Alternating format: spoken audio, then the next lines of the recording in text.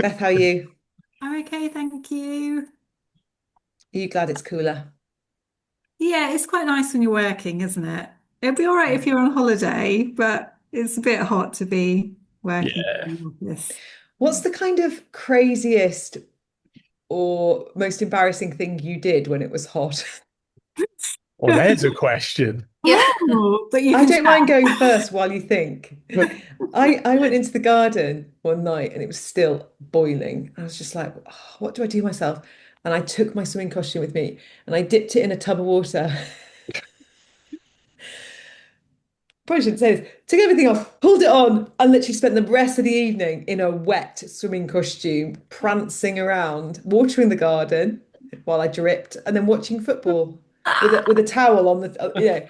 And literally I was grinning from ear to ear. I was so pleased with myself. The kids were like, what have you done, Mum? You didn't do that in the garden. Yeah, no one could say I am living my best life. I am cool, ice lolly. I was, but a bit embarrassing. Probably wouldn't do that on a normal occasion. I don't Oh, think Go on, many share people could top yours. that. I haven't got nothing to share that would even come close to that. So I'm Other not than going to getting in, bother. other than getting in the paddling pool with the children, and yeah, that was It's my. not even a paddling pool. It is a big garden tub. You know, one of those big garden That's a tubs with much better handles. idea. Like, it's just, honestly, it's like you just sit in it and then you're wet and then you get out again, like a little dunking tub. But it doesn't take too long to fill up. So, yeah. Paddling pools are a bit, I mean, overrated. Does anyone love a paddling pool? I Because love they a just paddling get pool. dirty quickly. And a slip and Keeps the slide. children quiet though for ages. Oh yeah, A slip and Have slide you rigged into the one up, paddling Matt? pool. That's what Have you you want to rigged do. love one? Oh, absolutely. Oh, good for you. Absolutely. We've got the slip and slide with the paddling pool right at the end of it. that's So a you go good flying shout. down the slip and slide, then do some sort of aerobatics into the paddling pool. yeah, How my do you keep my it clean? oh, they go Oh, manky, don't they? Yeah, that's the trouble. you Yeah. can use it to water the Try. plants That's afterwards. true. Mm. Yeah. That's what I do. Yeah, my children used to like putting a little plastic slide into the paddling Yes. pool and then going down it into the water, and that was a I did lot Mm. of that when I was fun. a kid. Never mind my kids. That My was like. grandma used to put her feet in our paddling pool with her tights on. Gorgeous, love it. Noelle, what do Maybe you think that's where about? your eccentricity comes from, Laura. You're dunking Yeah, your. anything to stay cool for me. I'm like, what's the goal? Staying cool, right? I'll do anything to get there. Noelle, what do you think about paddling pools as a guardian? Dirty, leafy, or are you okay? Do you just overlook the Is slight it inefficiency? is a paddling pool like the shallow ones that are in the yard? Oh, I love Yeah, that. So cute. yeah. Yeah, okay. It's our Um, pathetic Like a English kid's version of a pool. swimming Kids, pool. yeah. I wasn't sure. I don't know what we call them, but we don't call them that. Uh, Where are you originally? Are you American? Yeah. Where are you from? I'm from Maryland, And they Baltimore. don't have anything like a paddling pool, No, anything as we do. We pathetic. just don't call Oh, them a paddling pool. I don't know what we call. I think we call them like a kiddie pool or something. yes! It's so English, you can't remember the American now. That's so No. good. Yeah, honestly, for so many things I've forgotten what the American word is. I think it would bother me if it was in my backyard looking at it. I wouldn't like it. Yeah, yeah. Gets all manky and you have to get a little Yeah. net. Oh, it's so, I've just real I'd never realized before. It's just one of those embarrassing, quirky English things we do, isn't it? Paddling pool. Look at us, all quaint. Right. I think we better start, Claire, because we're I'm very thin on the ground, but we've got so much to do. It's going to be yeah. amazing. I'm in here. Beth's in there. We should all come together, really. Rachel's Are, coming in. are you all Stuart, near each Stuart's other? And Stuart's coming. coming in. Yeah, Stuart is in a meeting, Oh, but he's going to come and join me in a Oh, minute. no, he's with Rachel. Well, I Oh, can't see okay. him, but he's with Rachel. Oh, they can't find the link, Claire. Can we shove it Oh, out? I It's thought I'd blocked off. resent that. No. I think Well, I'll Rachel. come, yeah, I'll go. Beth, we'll come into your Oh, room. okay. I'll be there in a minute. one second. I thought I had sent that out earlier. I'll do Maybe a you whole Blair have. Witch thing, walk around the office now. Now I can't find my I'll hop off. I'll get some serious feedback. How have you found doing this tool so far, Beth? Oh, it's been very good. Yeah. Yeah, very Any good. inhibitions or prohibitions came to mind for you or came to life for you? I have to go back and find my notes, which I'm just finding. So You obviously did it in advance. I did do it in advance. Well Yes, done. I did. Well, how about you? I have not done it in advance, Laura. Okay, no Sorry. problem. You're going to catch up. Yes, I am. Very good.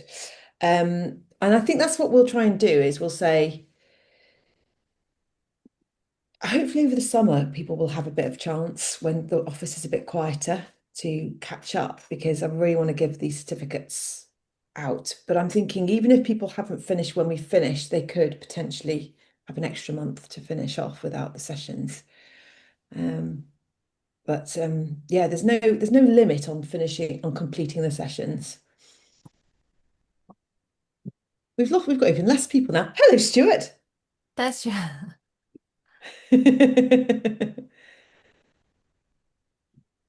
Can't hear him. I was gonna say they.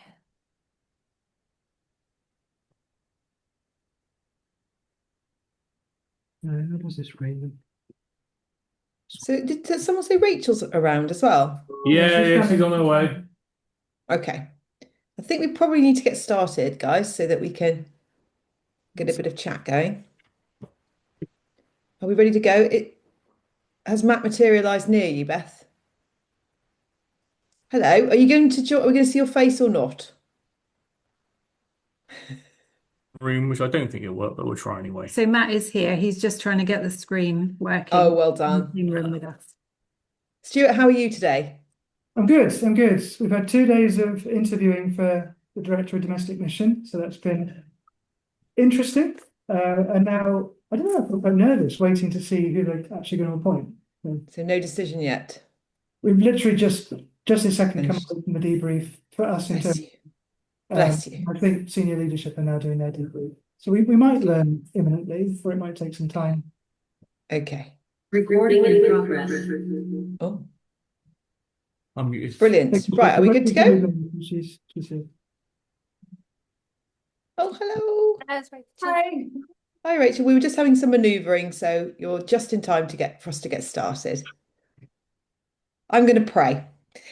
Heavenly Father, we just come to you today with loads on our plates, but help us, Father, to today focus on the important stuff and to just put the urgent down for a moment. And we pray that whilst we're doing that, Lord, that you would bless and multiply our productivity elsewhere, refresh our hearts, encourage our spirits, and refine our process so that we can be present and productive for your glory. And just help us to really listen to one another today and to all have something gold that we take away from this time. Amen. Okie dokie wokey. So we're going to dive in with the recap straight away of the change equation because what we're doing today is kind of part 2 to that awesome power tool change equation. And let's just remind ourselves that change, being able to put a change out there, means that we are dissatisfied with the status quo. How things are is really getting on our nerves and keeps getting on our nerves. And that's the pain bit. And we're very familiar with that in what we do, because quite often we get brought into an organization when there is a certain amount of pain, perhaps a problem person that's just causing havoc in the office. And they're like, someone just come and sort that person out, please. Or there's just something that just is missing, that just every day that people become aware of it. And it's the same, isn't it, that you might go to counselling or you might move house when things get to a certain place where it's just overwhelming. So being unhappy with how things are, vision of the future. Okay, as soon as you're unhappy with your house and you start looking on Rightmove, you're moving yourself closer, aren't you, to change, to making a change.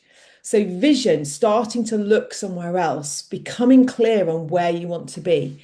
And then thirdly, a natural next step. What do I do next? Okay, so I book that viewing or whatever it might be. I talk to that person that knows about these things. As soon as we start to make next steps, we start to put ourselves on that track towards change. So we spent our time thinking about those 3 things, but what we didn't spend so much time thinking about was resistance, was overcoming resistance, which is on that side.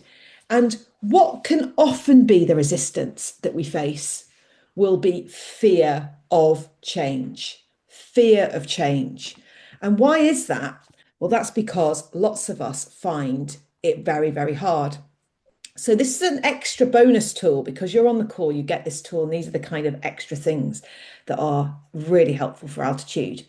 So what happens is when a change is announced, three of the voices, your yellows, your reds, and your silvers, your pioneer creatives and connectors, usually are excited about vision. Vision is the really big piece for them.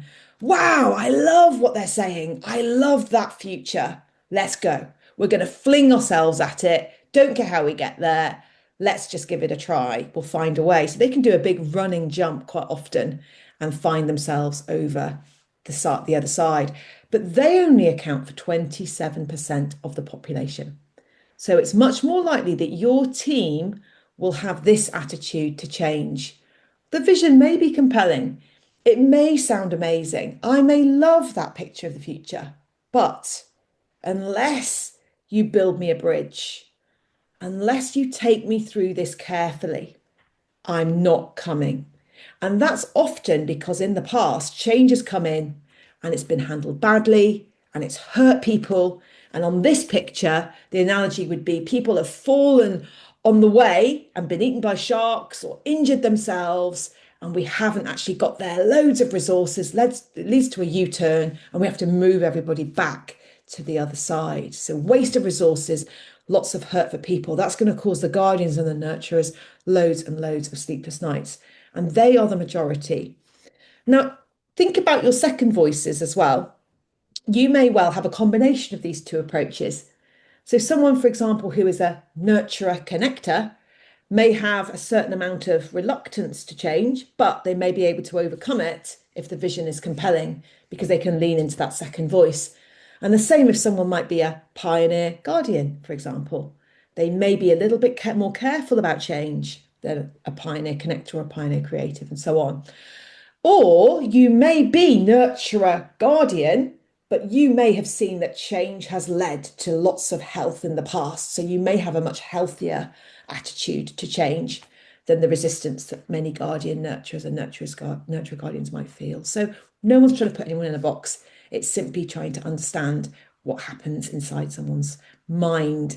So we're thinking today about that. And in relation to that, the Bible verse for that resistance to change that we've got today is this wonderful one from John 16, verse 33.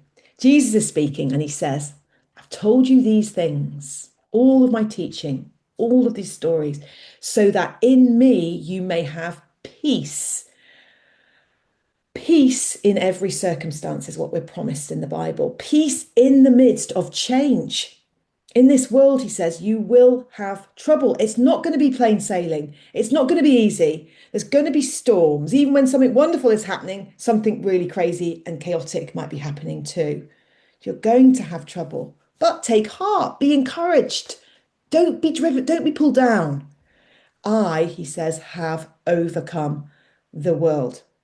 I've overcome the world. So he calms the storm. The storm doesn't get the last say. He heals disease. Disease doesn't get the last word. And ultimately, he overcomes death through the resurrection to show once and for all that peace rules, to show that actually we don't need to be worried and we don't need to let fear hold us back because he's overcome the world. And if we're in him, we are overcomers too. So that's the encouraging word for today. How do we overcome resistance to change? So over to Claire to talk us through how we overcome. Okay, I'm going to start with resistance. So I don't know if you want to hop onto the barriers, hurdles, gaps, or wait until I hit that point. There we go. Okay. Yeah. Okay, so resistance. So this is the other side of the change equation, as Laura has already mentioned. So dissatisfaction times your vision times your next natural step have to be greater than the resistance. And this can be really difficult to pinpoint because all resistance is not equal. But if you can categorize it correctly, then you manage to reduce the power that it has over you. So we need to unpack what the resistance is. And in Giant, these are defined as barriers, hurdles, and gaps. Barriers are not moving. you have to work around them.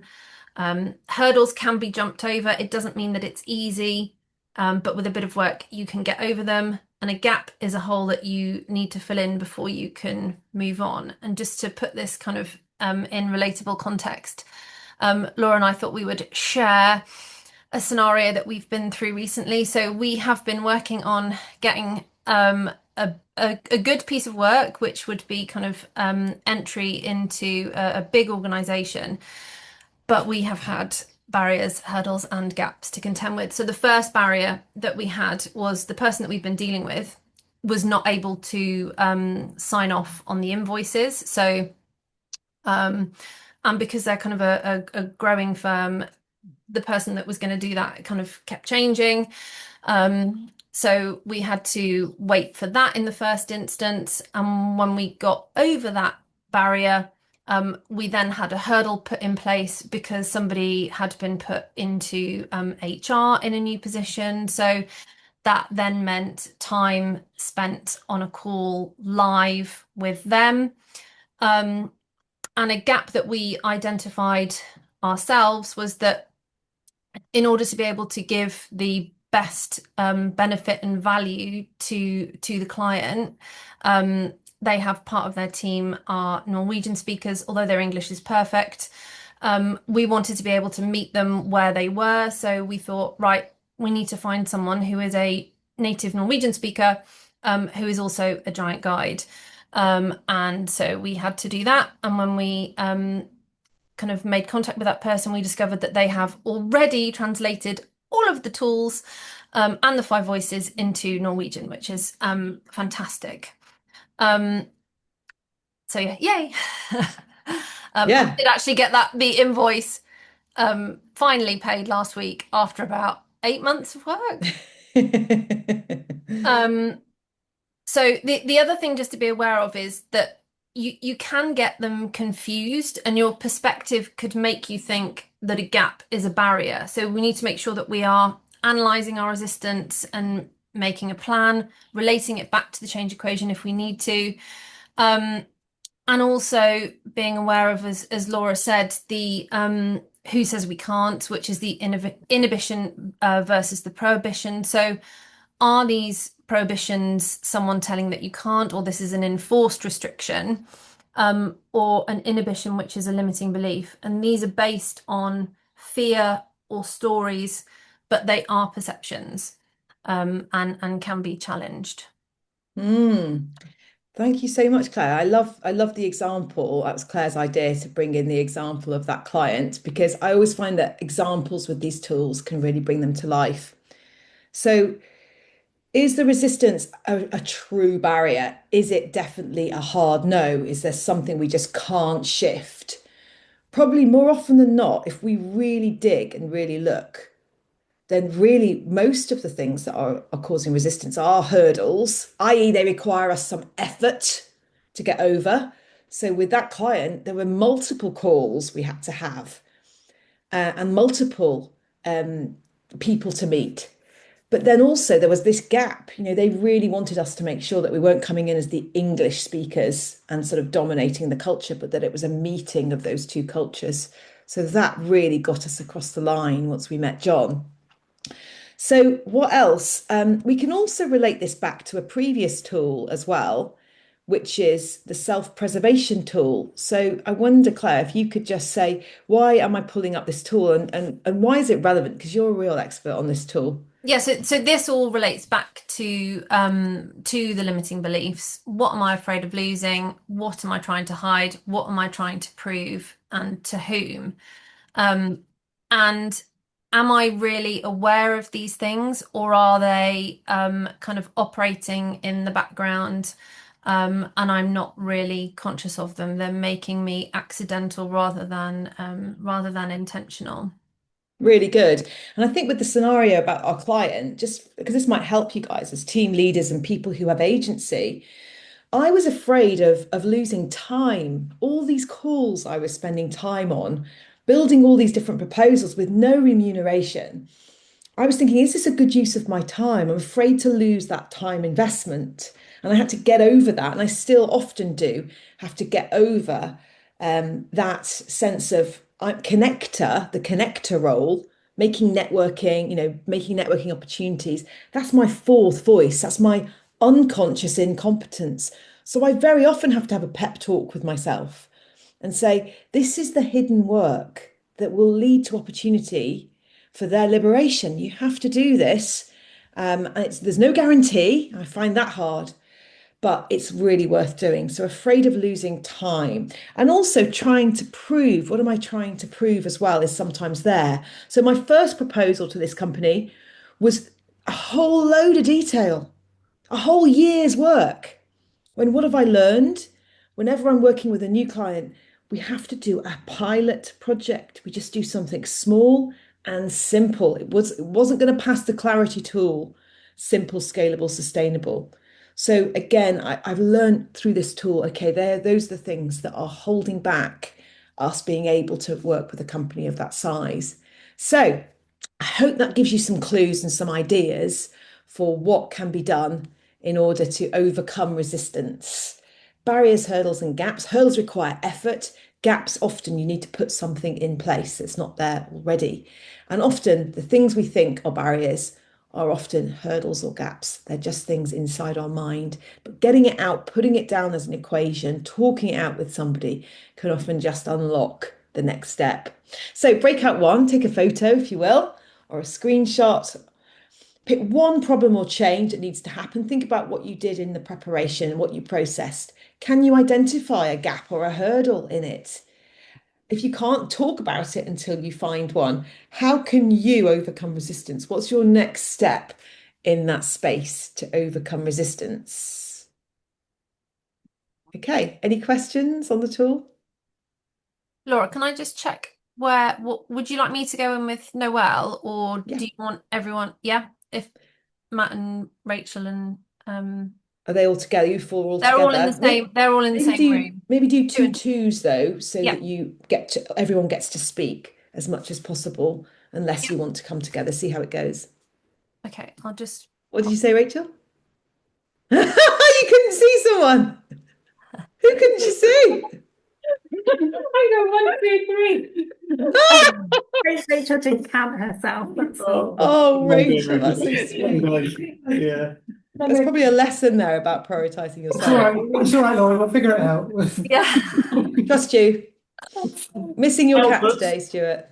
Aren't you, Claire? Claire, you're missing Stuart's cat, aren't you? I know, yeah, but I have got mine here. Look, he's made a Oh, Oh, oh, Stuart. much better behaved. yeah. Well, for now, he's asleep. In a suitcase. He's in like a little suitcase. He's on the chair, yeah. Right, see you all in a minute. Bye. I will just pause this. Amazing. Hi, well, Noelle, let's start with you then, because you had Claire working with you. How did that go? Any good thoughts come to mind for you on how to overcome resistance? Yes. I was talking about how I've started working on our appeals, and part of what we want to do with our appeals is means more work for one of our teams, our data team. And so I've been having a lot of conversations with them recently in which it feels like I'm coming to them and giving them a ton more work, which doesn't feel fun. But it's Claire and I were talking about it and just saying that it's like short-term pain for long-term gain because we think this is going to make us more money and bring in more supporters, and there's so much good that it's going to do for us. But then we were also just talking about how this team are really gracious and understanding of why we want to sort of complicate things, really. And we were also talking about vision and how the reason that I think they get behind what I ask them to do that does make their life more complicated is because I'm sharing with them that without us being able to test what works, we won't know and we won't be able to make more money and move forward. So it's communicating that vision with them. Because I don't want them, because they are a service team, so like they work to help us, but I don't want it to feel like I'm always just coming to them and then they have to do whatever we want and then that's that. Like I want them to feel like they're a part of like making something really good happen. So Amazing. I'm always just trying to communicate how thankful we are for them and where I can, I'm actually trying to make their lives easier whenever I can because I'm aware that I'm also bringing work to them that makes their lives more difficult at work. So um yeah, we were just talking about that relationship with that team and just making sure to communicate vision and value and so that it can be a good working relationship moving forward, even though sometimes it does get more complicated with them. Yeah. That's so good. So what it brings to mind is, do you remember when we did the 5 gears and we said, don't focus on time, time is limited. Focus on energy because it's a replenishable source. So what we're really asking here when we're thinking about building the bridges, how do I energize each voice so they have more fuel? Because then it doesn't matter if I ask them to do more stuff. If they are energized, it doesn't matter. They will have what it takes and what it needs to get it done. They'll want to do it. You'll all know when you've had a project that you've really loved and enjoyed, you'll stay late. You'll do it at home. You'll, do it more quickly, more efficiently because you're just excited about it. And there's no sense of having to kind of gee yourself up in the afternoon to go and sit back at your desk. So, how do you energize each voice when you're asking them to do something new, when you're making a change? Well, spot on, Noelle. You build the vision. So, these voices, the more you tell them what the gains are, what the end result is going to be, build that picture, paint that picture that they're part of, the more energized they're going to be. So, that guy at NASA who with a mop, was asked, "What do you do here?" And he said, "I put people on the moon." He's there with his mop. It's building that vision. Let them feel exactly like you're saying, part of the big thing. That's going to be energizing. But for some of the guardians and the nurturers, what's going to be energizing may still have vision attached, but it's going to be in the micro spaces. So if I'm talking to a guardian, I'm often emphasizing this process is going to make us more efficient down the line. It's going to become repeatable. Yes, we're trying it now. That's a bit clunky. But if it once it becomes sustainable and repeatable, we'll be more efficient going forward. Well, that's a win. Or for a nurturer, this is going to make this a difference to this person or these families or these people down the line. We're going to be able to put Bibles in the hands of people with no hope in a country where they don't have it. So that's why telling the stories can be so compelling and important. But we have to feed both groups. We have to feed the big picture vision and the micro picture vision as well. Sorry, I didn't mean to teach on that again, but I felt excited about what you were saying. So thank you, Noelle. Brilliant. Matt, let's hear from you next, please. Where did this land with you? Any of these tools we've looked at just now? Interestingly, Rachel had the best example and she's left the room. Oh, can you share hers? I don't think could anyone She had to articulate go that? early, unfortunately. Yeah, Oh, receding down the hallway. She's got an unavoidable meeting with the storyteller. no, she I did let us know. articulate very well, to be honest with you. Rachel was the best one. What do you think? So, well, Rachel's example was so she wanted to do holiday clubs and she was working with one of her team members and they got kind of the okay to do it, but didn't have the budget because they had to use it to translate resources into Welsh. So her team member was like really frustrated, going, well, that means we can't do this and we could do it, but we don't have the budget. What are we going to do? And instead of seeing that as a barrier that couldn't be moved, they found another way and they've gone out to get a grant for the work, Brilliant. meaning that you can do both things because they're going to have the funding. So it was kind of looking at something that felt like it was an immovable barrier, Yes. but actually saying, well, it isn't because there actually is something I can do to make this happen. So, yeah. That's wonderful. We often see budget as immovable. We see budgets as prohibitions, but actually, often it's not prohibition. We've just got to think of another way to get the money. Does that land with anyone in particular about their scenario? Anybody else feel that there's overlap there? Stuart, how does that affect you? Or what are you still mulling over? Yeah, well, a couple of things I'm going to go. One, I mentioned this in our little discussion. For me, there's another step in this. which is to ask the question, why is the prohibition or the inhibition there in the first place? Is it wise to try to push through it? Because a hurdle you might be able to jump over it, but there could be a whopping great ditch on the other side that the hurdle's there protecting you from. So that's, for me, is always a key thing, is to, why is it there? And do I need to push through it? Very good. But So I'd go back there then to the change equation and ask yourself, is that vision of the future, have you tested that vision? Is it a good vision? Is it required? Is it necessary? Are we looking at moving house just to keep up with the Joneses? In which case, there's no point trying to overcome it because we'll never be happy. What's that for? What's that going to allow you to do? And is it a good change? I like that. I think that's a very wise point, a wise step along the way. yeah, I suppose that the scenario most affecting me at the moment is, I suppose it's quite a personal one, but it's trying to negotiate for an increase. And interesting things are coming up in a way as either barriers or hurdles. I've been granted permission to do a master's degree, distance learning, but the small print of that means if I leave within 5 years, I've got to pay it all back. I may have mentioned this before. It's been on my mind for a couple of weeks. And in a weird way, that presents as a hurdle. Because if I say yes to that, sign up to that, I lose all leverage in pushing for an increase. Because what am I going to do? Leave? I've got to pay back 15 grand if I do. So, yeah, I mean, and that's probably why in my mind at the moment is the question of, is it wise to try to push through that hurdle? That's probably quite a muddled way of looking at things because I'm still processing it. So, yeah, I hope that's helpful. Very good. Claire, any thoughts on that for Stuart? What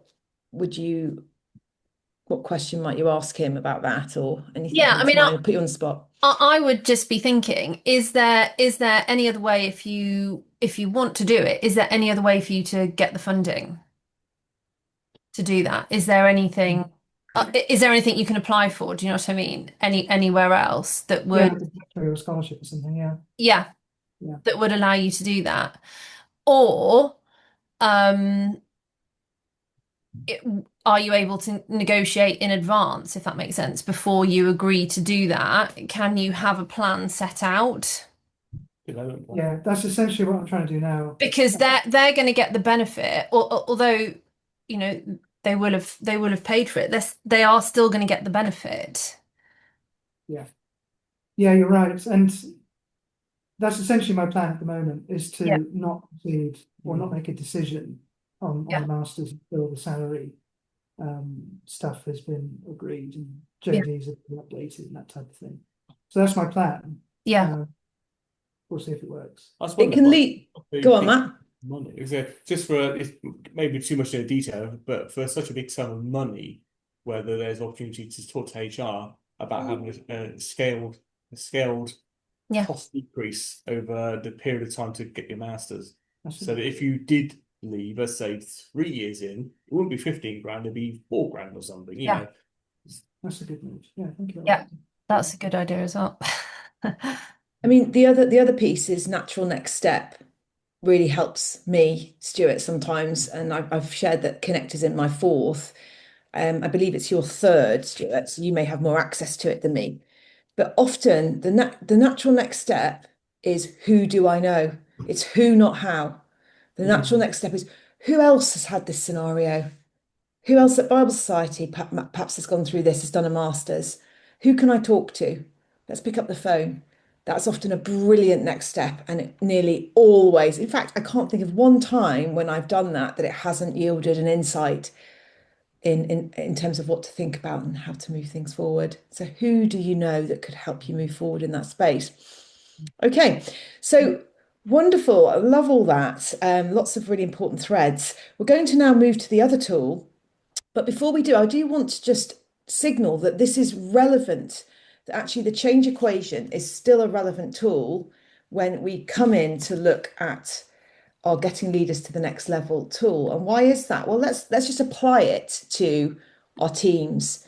So, what if the change that you're desiring is helping a teammate or somebody on your team to improve? Okay. So, think about it in that way. Leaders are at different levels, and there's sort of different ways of sort of putting people into categories here. But in a rough idea would be executive, senior leader, team leader, and employees. And all of you will be between levels 2 and 3, I would imagine. Maybe some at 3, maybe some at 2, maybe a bit of both. But that means you'll all have people who are employees at that employee level that you are responsible for, in a sense, managing, but also developing as well. So there's an overlap with lots of our other themes about developing others. So there may well be some frustration here or some change that is required. You might want to be able to bring someone who's working with you on the team or one of your colleagues to be able to do something they're not currently doing. Maybe they need to show initiative. Maybe they need to actually sign off on their own project without constantly needing to check things in with you. Maybe they're just not performing at the level you'd like them to. So the change or the vision would be what their job description is. What would you like them to actually be delivering? Maybe they're working at an employee level, but you'd like them to be at a team leader level. So ask some questions. What level are they at? So measuring, even though it may feel counterintuitive or you may feel resistance to measuring where they're at, it's actually quite helpful. And this is just one way of doing it. Where would you put them on this line? Would it be at level 1? Would it be halfway between level 1 and 2, but you want them to be at level 2 as your number 2? Well, do they know what's required? Do they know what vision you have for their role? And do they know expectations? So this is where the expectation scale is a helpful tool just to bring in here. Have you made those expectations clear of what you expect from them, and have you communicated them? And are you committed to helping them get there? Do they know you're for them? So Claire, you had a good point on that level, on that number 3, I think. Yeah, so just remember that when you're going through the questions, it's important to use another tool that we have looked at previously, which is the calling up, not out. Do they know that you're for them? Makes a huge difference. And Noelle kind of identified that if you're supportive and understanding, then people will go with you. Yeah. So the other tool would be the leader mindset tool as well, where you ask them, what does support and challenge look like to you? How can I help you get there? So saying, this is where I want you to be.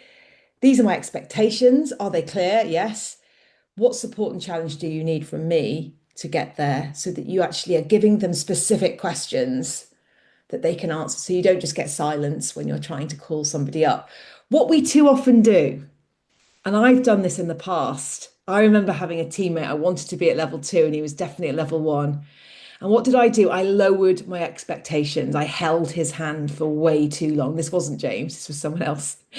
I held his hand, not in a romantic way, for way too long. And I just lowered expectations, whereas I should have taken him around the developing others square and been clear on what I thought he could achieve. So don't settle, don't be in protect quadrant, but actually get that vision you need for the kind of change you'd like to see in them so that they can get to the next level. So dissatisfaction, they're not performing. Vision of the future, I want them to be doing this. Natural next step. In a one-to-one meeting, I'm going to bring supportive tools that help us work through the challenge. And I will ask them, so what is your next step? How can I help to overcome the resistance? What support and challenge do you need from me? What's holding you back from being able to perform at that level or take that place that I can see you taking? Okay, so perhaps for some of you, someone's coming to mind just now.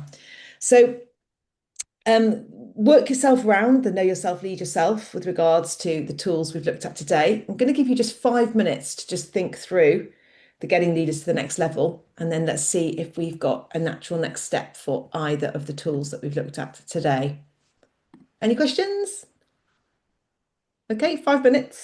See you on the other side. Try and get to a next step.